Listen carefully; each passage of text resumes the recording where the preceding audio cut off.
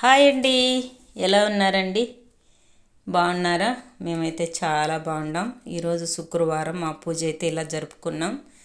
మీరు ఎలా ఉన్నారు? మాకు చీకట్లోనే 4:30కే మా పూజ అయిపోతుంది. అనేక వీడియోలలో చెప్పి ఉన్నా. మరి ఈరోజు ముఖ్యమైన విషయం ఏంటంటే మన భారతదేశంలో ఏమి కన్న బిడ్డలకి బాధ దుఃఖం ఏ వ్యసనమైనా కన్న తల్లిదండ్రికి చెప్పుకొని వాళ్ళ గుండె బరువును దించుకుంటారు, ఏడ్చేస్తారు. కన్న తల్లి కూడా, కట్టుకునే భార్య అయినా కన్న తల్లి అయినా ఎవరైనా ఆడవాళ్ళు కూడా వాళ్ళకు దుఃఖ బాధ గుండె బరువు మొయ్యలేనంత కష్టం వచ్చినప్పుడు భర్తకు చెప్పుకుంటారు, బిడ్డలకు చెప్పుకుంటారు, వాళ్ళ కన్నీటి భారాన్ని దించుకునేస్తారు.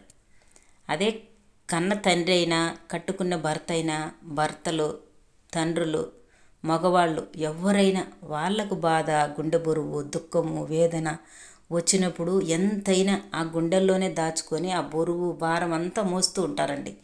ఎవరికి చెప్పుకోలేరు.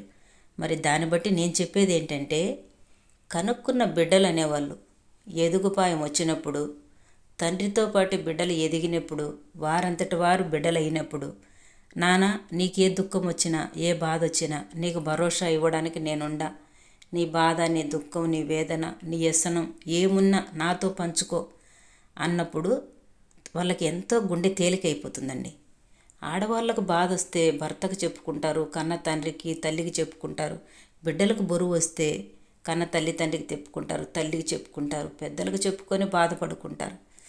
ఇంటి యజమాని అలా కాదండి, ఎవ్వరికి చెప్పుకోలేడండి.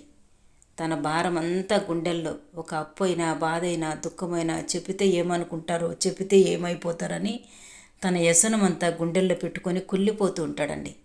ఈ ఎదిగిన ఆడబిడ్డైనా మగబిడ్డైనా నానా నీకెటువంటి ఆలోచన ఉన్నా వ్యసనం ఉన్నా బాధ ఉన్నా నాతో పంచుకో, నీకు భరోసా నేనున్నా నువ్వు భయపడుకు అని పక్కలో కూర్చొని తల్లివలి ఆదరించినప్పుడు తనకు ఎన్ని అప్పులున్నా ఎన్ని బాధ ఉన్నా ఎన్ని ఇబ్బందులున్నా గెలిచేస్తాడండి, జయిస్తేస్తాడండి.